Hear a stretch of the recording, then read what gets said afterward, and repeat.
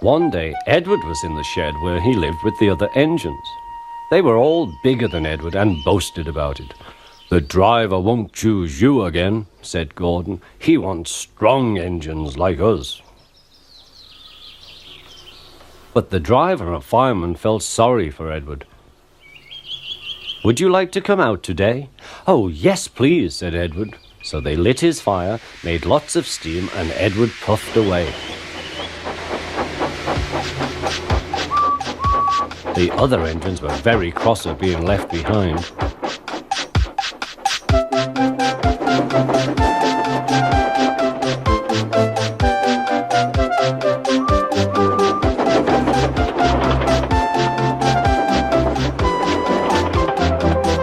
Edward worked hard all day. The coaches thought he was very kind, and the driver was very pleased.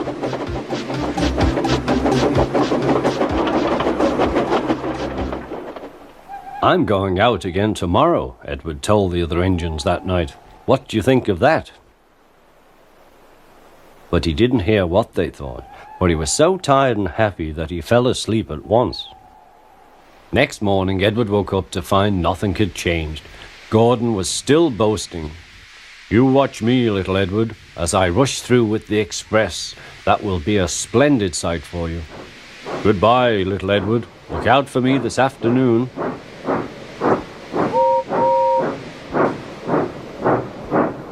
Edward went off to do some shunting. Edward liked shunting. It was fun playing with trucks. He would come up quietly and give them a push. Then he would stop and the silly trucks would go bump into each other. "Oh!" they cried. "Whatever is happening?"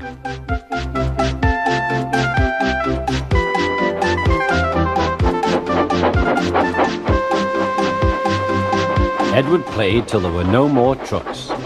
Then he stopped to rest. Presently he heard a whistle. Gordon was very cross. Instead of nice shining coaches, he was pulling a lot of very dirty trucks. "A goods train, a goods train, a goods train," he grumbled. "The shame of it, the shame of it, oh, the shame of it." Edward laughed and went to find some more trucks. Then there was trouble. "Gordon can't get up the hill," the porter called to Edward's driver. "Will you take Edward and push him, please?" They found Gordon halfway up and very cross.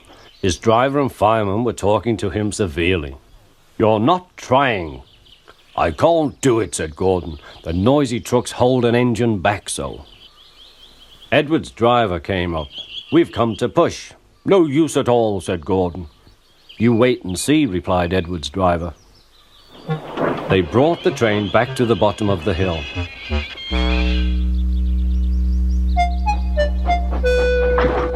"I'm ready," said Edward. "No good," grumbled Gordon. They pulled and pushed as hard as they could.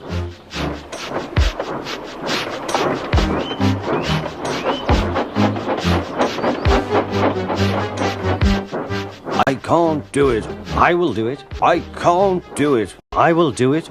"I can't do it," puffed Gordon. "I will do it," puffed Edward. Edward pushed and puffed and puffed and pushed as hard as ever he could.